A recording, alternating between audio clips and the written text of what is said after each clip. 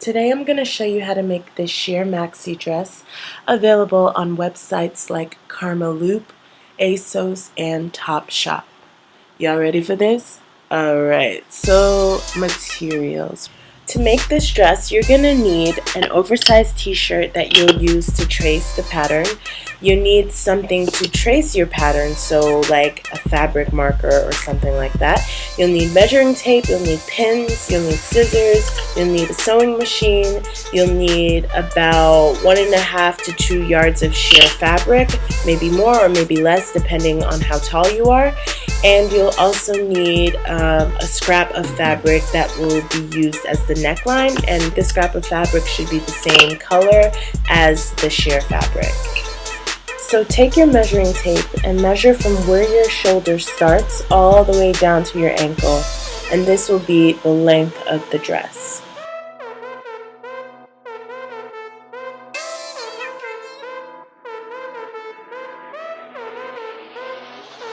After you do that, measure from your shoulders all the way down to where you would like the split to start. So I wanted my split to start near where my sweater ends, but you can choose where you would like your split to start.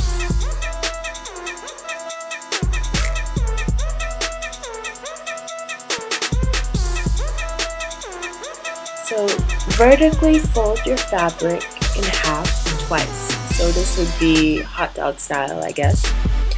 And then after you've folded your fabric twice vertically, you want to pin down the folded fabric so that everything stays together later when you have to do the cutting.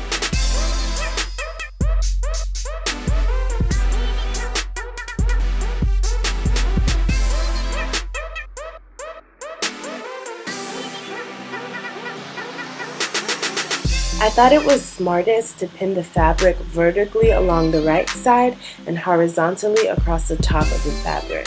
Oh yeah, and make sure that when you're pinning the fabric that your pins are going all the way through every layer of the fabric, and this will really help to keep the pieces together when you have to do the cutting.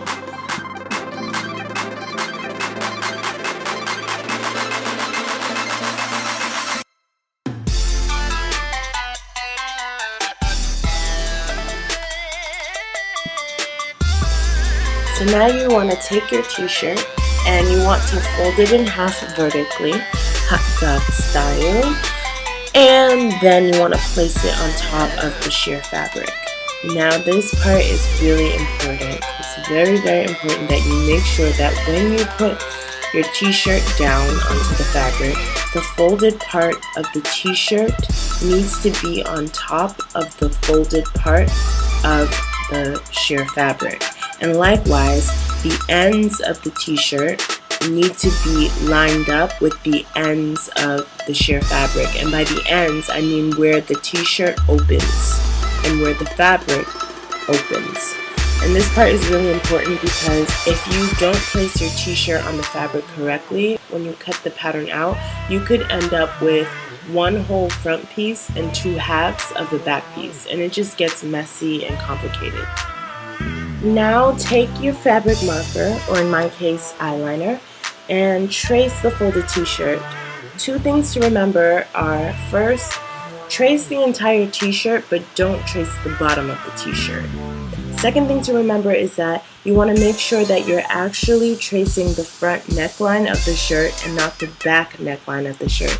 If you trace the back neckline of your shirt, then when you cut it out, your neckline will be very high in the front and the back of the dress. If you prefer that, then do it that way. But if you want a low neckline, then trace the front neckline of the shirt, which means that your neckline will be low in the front of the dress and low in the back of the dress.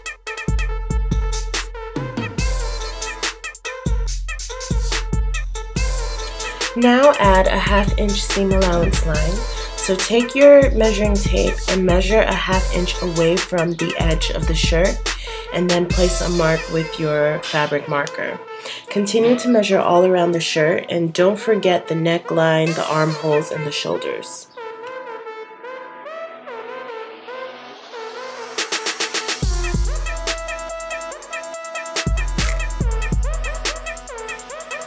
So place your measuring tape at the top of the pattern where the shoulder begins. Make sure that your measuring tape stays attached to the side of the shirt, and this is important because it'll help you to create a straight line. Use your fabric marker to put a mark on the fabric to indicate how long the dress will be, in other words, the bottom of the dress. So this was the first measurement that you took at the beginning of this video, also known as the LD measurement. Then afterwards, with your measuring tape still in place, you want to go back and add a mark for where your side slit will begin. So this was the second measurement, also known as the SS. After that, you want to go back and you want to elongate your seam allowance line that you made before. So you want to elongate it so that it covers the whole entire length of the dress. After all of this, your fabric should now look like this.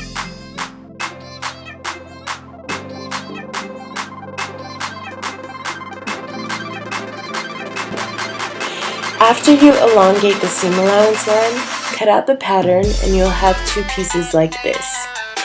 Go back and complete the seam allowance lines on both pieces of fabric. I know it's tedious, but it will save your life, I promise. And make sure to leave an SS mark on the left and the right side of both pieces of fabric. Connect the two pieces together, starting from the armhole down to the SS mark. Place pins just above the seam allowance line to avoid disturbance while sewing. Sew the pieces together with a top stitch afterwards because the fabric is very fragile and it's very susceptible to fraying. So now that you have sewn together the two pieces, you want to close the dress by doing the same thing on the other side, but you want to make sure that the dress is still inside out when you are sewing the second seam. After you sew the second seam, you also want to remember to do a top stitch for reinforcement. So once your seams are done, you want to hem the necklines, the armholes, the shoulders, the side slits, and the bottom of the dress. Since this video is already quite long, I'm just going to quickly show you how you can create a hem. To create a hem, take the edge of the fabric and fold it so that the edge of the fabric meets the seam allowance line, and then you sew. It's always better to pin the fabric before you start hemming. Fold your scrap fabric horizontally and pin it to the seam of the neckline. Make sure that the dress is inside out as you do this. After you finish pinning the scrap fabric to the neckline, you can then sew. I chose to only have this extra fabric on the neckline on the back of my dress, but if you'd like, you can repeat this step for the neckline on the front of your dress as well.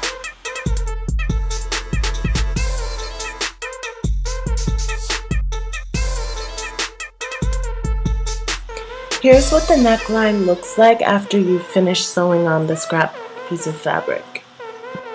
Okay, so to finish off the dress, you want to connect the armholes. So first of all, make sure that the dress is still inside out. Put the back piece and the front piece of the armholes together, pin it down, and then sew across. So it should look like this. Then repeat this step for the armhole on the other side of the dress. And that's it. Now you have a sheer maxi dress. I love this maxi dress because it's so versatile. You can wear it to the beach as a bikini cover-up. You can wear it over shorts. You can wear it over a skirt. You can wear it over a dress. You can wear it maybe over a turtleneck. So it's really versatile for any season, really.